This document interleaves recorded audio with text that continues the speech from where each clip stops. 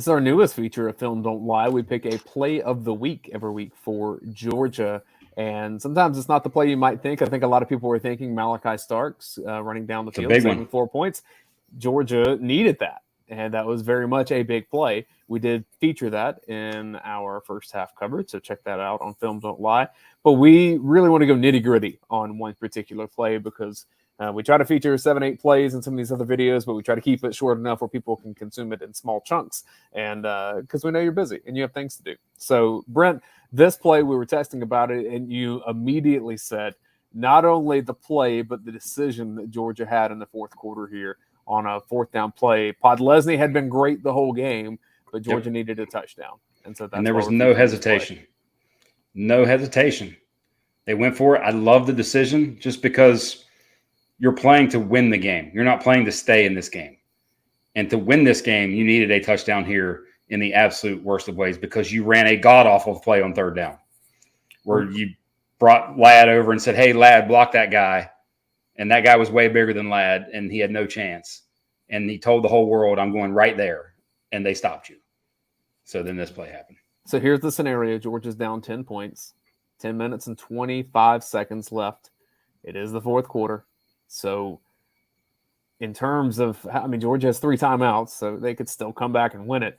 But it gets a whole lot harder if you're down 10 points with 7 minutes to go. Yep. Because Missouri would be super conservative and be happy to run clock and punt. Yep, 100%. And if they get 1 or 2 first downs, now you're not getting the ball back 5 minutes, something. 4 maybe minutes. Under 5. I mean, yeah.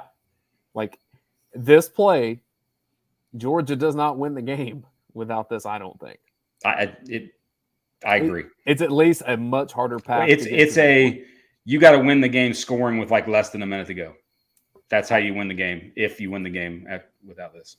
So Georgia has some momentum at this point, but this really got it going from here. Let's diagnose what we see here. First of all, tell me what you see from Missouri just in terms of how they're lining up. Obviously, everyone's tightened to the box here because of the formation.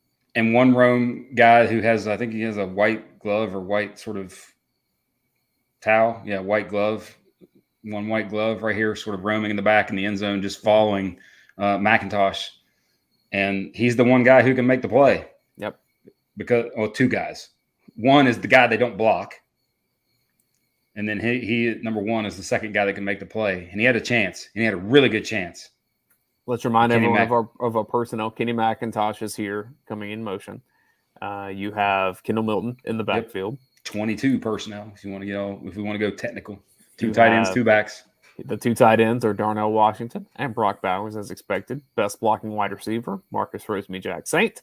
He gets up in here. You have Bowers kind of blocking the outside edge, and inside comes to Darnell Washington. So the way that this ends up breaking down from this point is, one, this is the free rusher. It's the edge guy. Georgia is making a bet on this play that Kenny McIntosh, well, even before it gets to Kenny, that Cedric Van Pran can snap the ball to Stetson Bennett, and Bennett, in a very fluid motion, can turn around and get it to Kenny McIntosh in enough time where Kenny can get to a spot, which I would say is between where Bowers and Washington initially line up.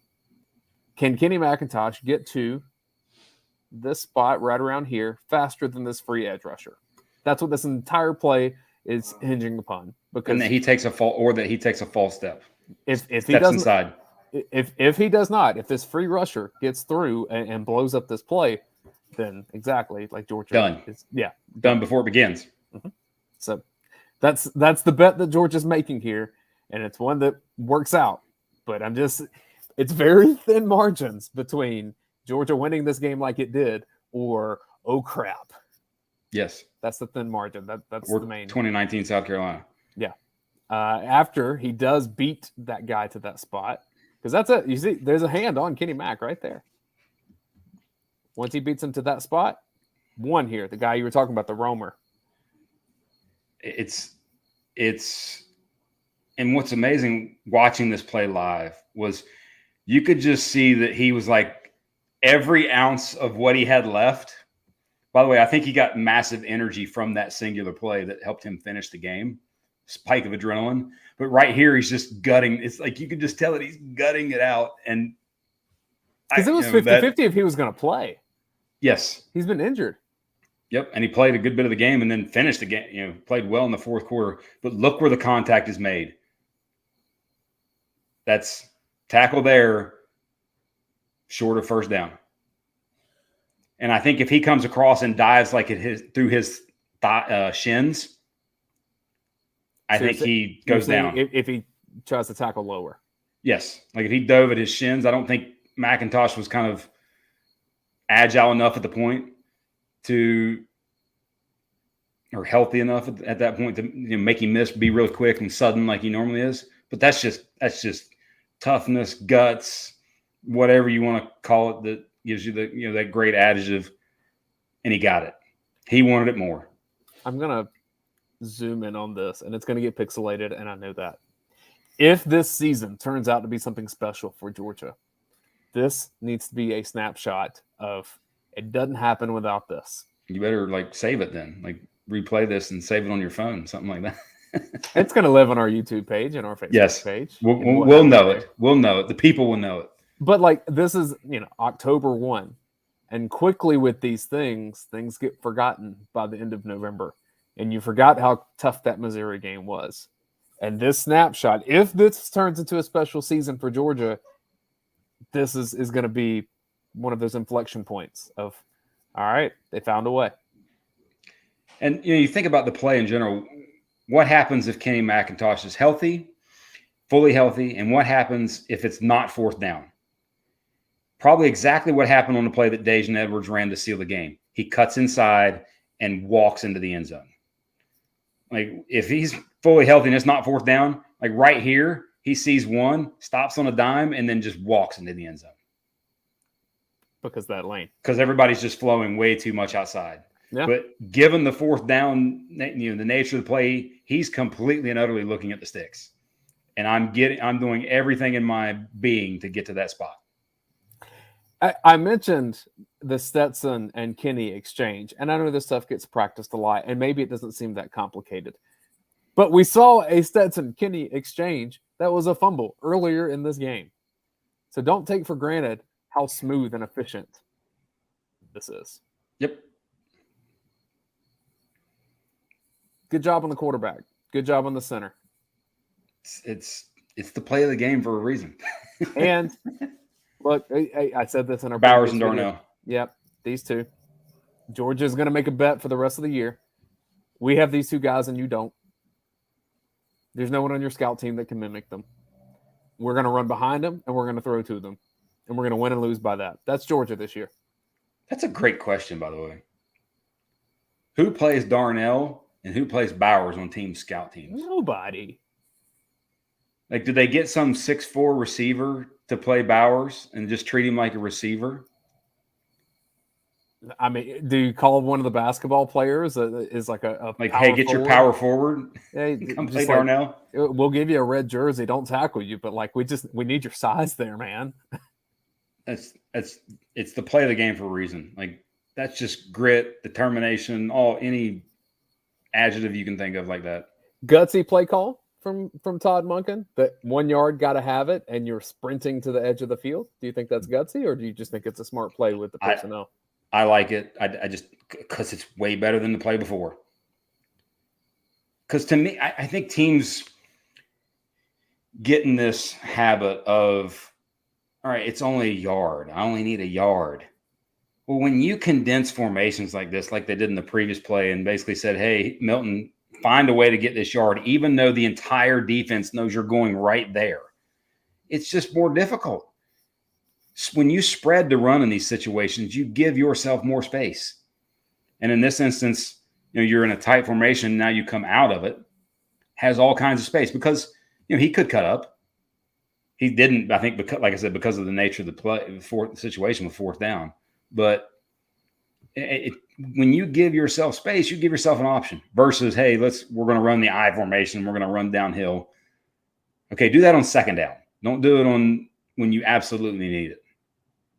Let me be a little ticky-tacky here. You tell me, and I know it's only lower body. Could Roseman be called for a false start here? No. It's because it's only the foot. Well, and I think the ball is snapped. Ooh. Oh. I think the ball is snapped, though. I think the ball's out. You at least hesitated. Yeah, I do think the ball's out. But ooh. Right? That's a good call. Right? I mean, it's so instantaneous but yes, really close. I think it's before the snap, but I don't think the ref's eyes are on it. No. He's probably looking at his front foot, honestly. Yeah. Looking down the line of scrimmage. And here's one well, I noticed it just because of the timing, and I've stared at this play a lot. Here's what I like to do at the end of these. What can Georgia build off from this? Because we saw this play twice. We mentioned it in our other feature. Dajan Edwards sealed the game with his exact same play, exact same decision, other than Dajan, again, was a bit more of a physical runner toward the inside of it. What are the variations of this? Well, obviously, it'd be that Stetson would keep on the fake here and hope that the defense kind of goes in that same direction. But then would not the fake be they're flowing this way and Darnell's here? Whoop. Yes. It should be one of the things that they do. And then easy. I would like it. Anything that ends with throwing the ball to Darnell is a good play in my mind. Yeah. So I think that would be a natural variation off of it. Something similar to the Missouri touchdown that we saw, where a guy that looks like he's definitely blocking on this play. But is it different if you can tell that it's a fake here? I don't know. There's a lot of things you could end up doing. Do you want Stetson to roll out this way? I don't know. By the way, we know Kenny McIntosh can throw too. Ooh, look at now we're just having evil scientist. No, and by the way, so Robert Wolf asked, should he have followed Darnell?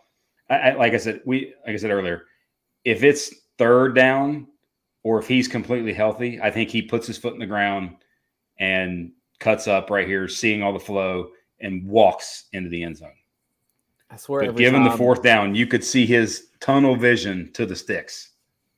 I swear, every time I play this, Marcus Rosemy-Jackson's foot comes up a little earlier. It wasn't called, Dayne. It wasn't called. It didn't happen. Well, I said in an earlier video that Broderick Jones needs to check himself from not getting holding penalties, and you were like, "Well, it happens every play." Well, this also happens every play, where there are things that could be called. Also, this looks a little early too. All of it. I can't tell where the snap is, but in his hands, I think at this point, yeah. I mean, that guy's getting off the rock though. Yeah, he is, and I mean, he's right over the ball. He should. He's in Georgia's grill pretty immediately, and Missouri was for a lot of the game. That's our play of the game this week, and so good thing it's a positive play, by the way, because if we were looking at that play as the play of the game in a negative way, that could be bad. Yeah. Wouldn't it be fun? If Georgia doesn't make that. I guess that's why I ask about the call itself from Monken's perspective. Because if Georgia does not make that, whoo, boy. You didn't give your QB a run pass option? Yeah. Or, you didn't have something that could get the ball in Bauer's hands. Other piece of it, if you have a blocker that you feel really, really good about that can take Bauer's blocking spot there, give me Bowers in that sweep. Yes. I agree. Because he's more likely to break a tackle than any of the running backs. Also agree. I've also been told that he's been taking some snaps in the backfield a bit more often. So, you see him more. You see him in the backfield more, and I think you're going to continue. It happened in the first half in this game, but he's getting lined up there. I mean, and when they get AD Mitchell back, your best third down package might be Darnell, AD, Ladd, Dom, and Brock in the backfield. That might be you might, if you want to put your best 5 receivers on the field. Yeah, if you want to find a way to get Blaylock on the field, which I think is needed, there you go. Put Brock back there. You can do things with that. All right, cool. Thanks for watching Film Don't Lie, everyone. This was a fun one. I think this is my favorite play of the day so far because there's so many elements to it. And frankly, so many things that could implications. Yeah, so many implications for Georgia's season. And a lot of this is going to be forgotten in a month, depending on how the next month goes. But it wouldn't have been if Georgia lost. So good job, Georgia, I guess, in that extent. Don't have to worry about that. Thanks for watching Film Don't Lie, everybody. Please subscribe on YouTube if you're watching there. Like us on Facebook. For Brent Rollins, I'm Dayne Young. Check us out on ugasports.com. We are the most popular Georgia Bulldogs thing on YouTube.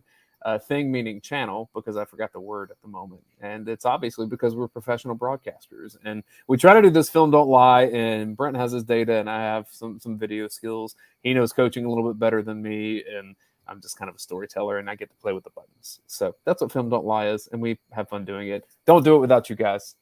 Dog for Life is asking anything new on Eric Gilbert. He traveled, did not suit up, but that's another wrinkle that could be potentially added at some point. The fact that he's back with the team, that's a good sign.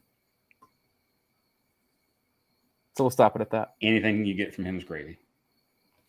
Thanks, everybody. Have a good night.